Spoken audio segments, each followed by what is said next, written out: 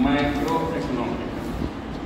अब 1 bye 1 chapter wise लेते हैं। पहला लेते हैं नेशनल इनकम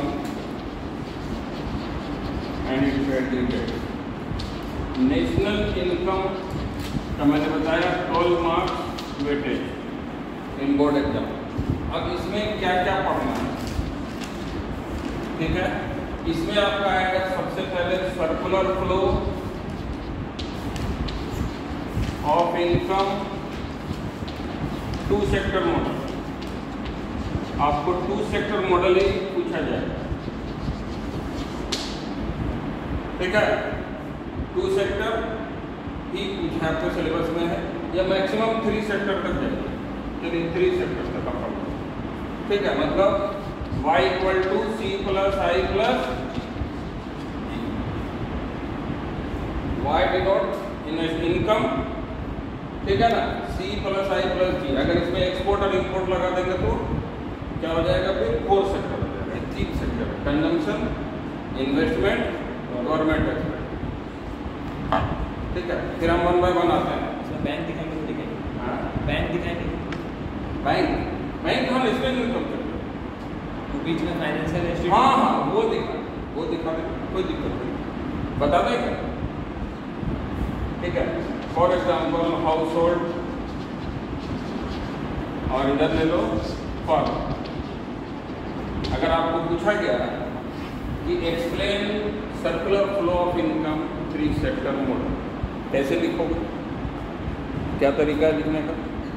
सबसे पहले हम शुरू करेंगे कि what is circular flow of income, ठीक है। चाहे 3 मार्क्स का क्वेश्चन होगा, मैक्सिमम 3 मार्क्स का ये क्वेश्चन है, उससे ज़्यादा का नहीं, ठीक है ना। सर्कुलर फ्लो डिफाइन करेंगे और एक लाइन में बताएंगे कि it can be shown by the following schedule या डायग्राम जो भी आप बना रहे हो या चार्ट, ठीक है ना, जैसे भी। तो अब हाउस होल्ड क्या देता है फर्म को, हाउस होल्ड आप क्या दोगे इंडस्ट्री को, फैक्टर सर्विस का क्या होता है, land labour capital, land labour capital entrepreneur.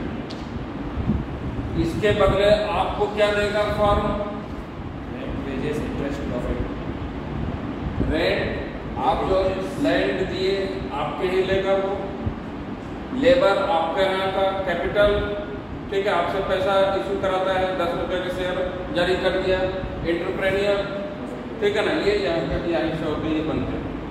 और इसके बदले आपको मिलेगा रेंट वेजेज इंटरेस्ट प्रॉफिट, इसे बोलते हैं फैक्टर सर्विस, इसको बोलते हैं फैक्टर इनकम या पेमेंट ड्यूटी, एक ही बात।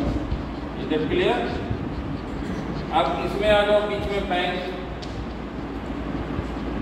तो हाउस होल्ड बैंक में सेविंग करेगा, फर्म भी यहाँ, लोन भी यहाँ से लेगा, ये भी लोन यहाँ से लेगा, बैंक, क्लियर है।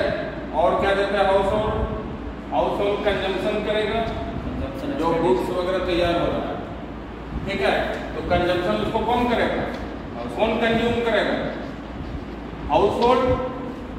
और फर्म उसको क्या देगा उसके बदले, गुड्स एंड सर्विस। इतनी सी बात है, इससे ज़्यादा नहीं। क्लियर, सुन आ गई बात, तुम थोड़ी डिटेल में देख लो, क्लियर है, बस समझ आ गया, आप लोग के लिए बता रहे हैं, इससे ज़्यादा नहीं जानना। इसी को पॉइंट बता दो, पहले डायग्राम बना दिए, पॉइंट बताया। फर्स्ट पॉइंट हाउस होल्ड, जैसे भी आता है अदर टूटी कोई भी इंग्लिश में आप लिख सकते हो, कोई दिक्कत नहीं, वहाँ पर आपका इंग्लिश लिटरेचर का नहीं है, बस आपको सेंस बताना है। नहीं आपको समझ में आ रही है, आप अच्छे से हाउस होल्ड ऐसे करके एरो करके बना के फर्म को क्या देता है, ये बना दिए, नीचे 3-4 पॉइंट लिखे, दैट क्लियर।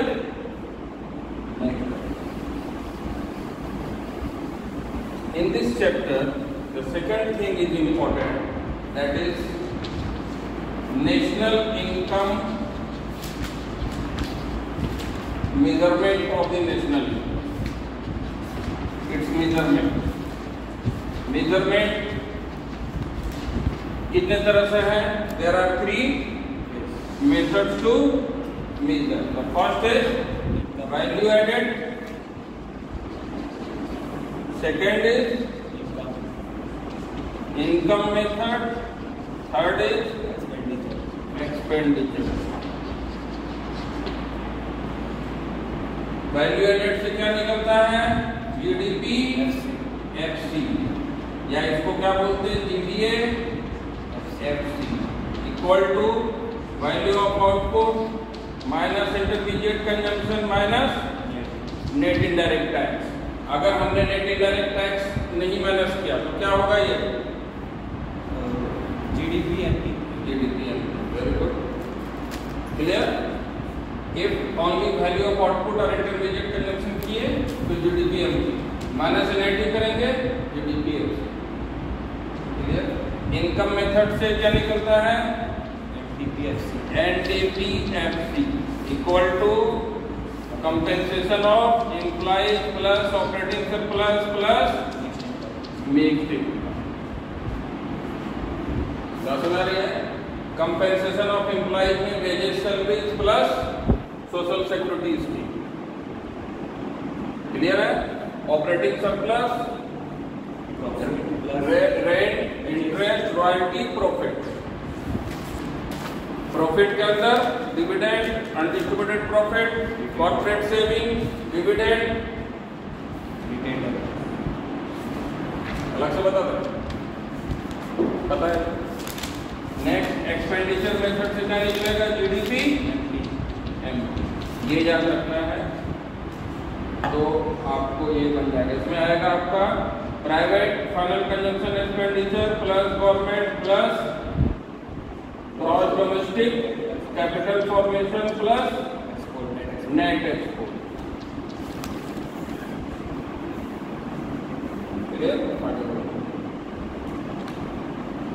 ठीक है?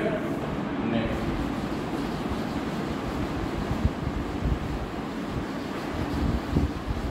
नेक्स्ट जो इसमें पढ़ना है, अभी क्या क्या पढ़ना है अभी हम उसको डिटेल में नहीं बता रहे, जस्ट गो थ्रू जाकर. ठीक है ना? जस्ट गो थ्रू हल्का हल्का. हर चीजें आपको इसमें पढ़ना है. National income and it's welfare.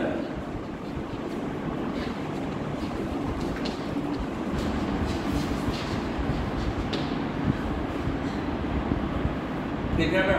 ये देखो welfare, national income and it's welfare. इसमें क्या क्या आता है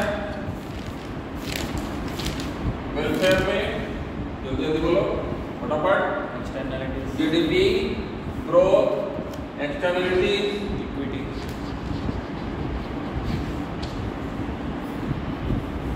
एक्सटर्नलिटीज 4 चीजें हैं, बस इसको याद रखिए. Equity, equity means not the share, equity means equal distribution, equal distribution of income and wealth, income and wealth. Next, Rate of population, growth of population, rate of population. अगर हमारा जीडीपी बढ़ रहा है लेकिन रेट ऑफ पॉपुलेशन भी बढ़ रहा है, it means it's a negative impact. Obviously per capita income कम हो रही है और नेगेटिव इम्पैक्ट हो रहा है. ठीक है ना? जीडीपी और पब्लिक इंटरप्राइजेज नहीं. Next is growth. GDP growth,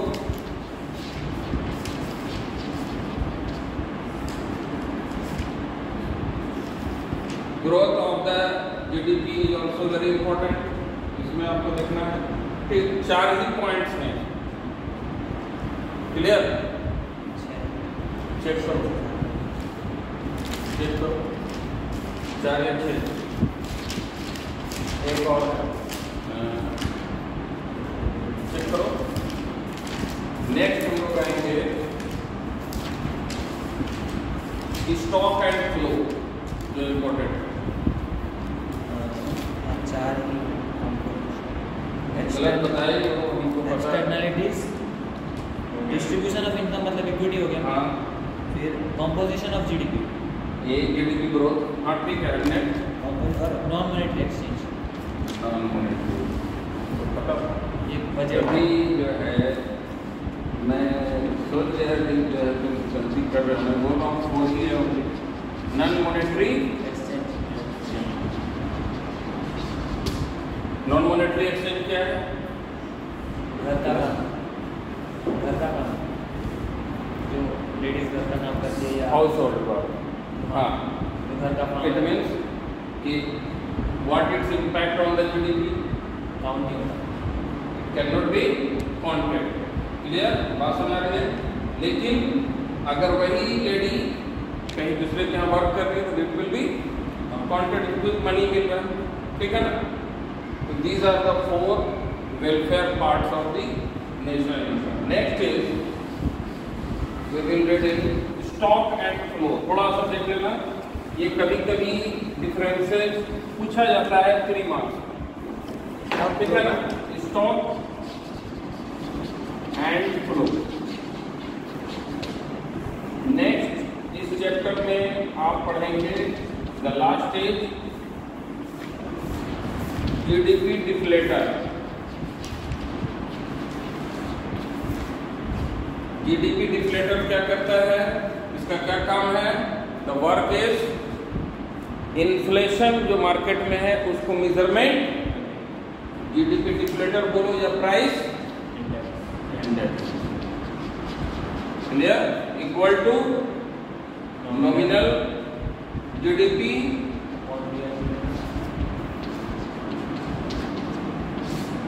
upon real GDP into 100। Nominal current year, real base year. अब आपको क्वेश्चन पूछा जा सकता है कि which is the better, the base year और the which is the better GDP, real और नॉमिनल? रियल। सुन रहे बात? हमेशा क्योंकि ये बेस ईयर जो लिया जाता है वो उस ईयर में सबसे ज़्यादा ग्रोथ रेट होते हैं और उससे हम लोग कंपेरिजन करते हैं। तो क्या बढ़ा, कितना प्राइस राइज हुआ पहले से या घटा, इट्स ऑल। फॉर एग्जाम्पल कि 2015 में दाल का रेट क्या और अभी क्या है, तो हाँ कंपेयर कर। तो बेस ईयर एक बना दिया 2015 बेस ईयर, उसको बोलेंगे बेस ईयर। और करेंट ईयर अभी जो चल रहा है 24। बात में आ गई? Is that clear? तो base year real GDP and nominal GDP current जो अभी चल रहा है। क्लियर? ये इतनी चीजें पढ़नी है।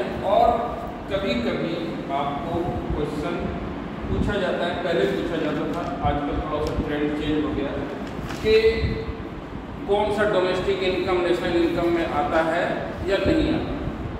फॉरेन एम्बेसी ये वो रेयर है ये क्वेश्चन, बाकी इससे ज़्यादा आपको नहीं बंद कर। क्लियर?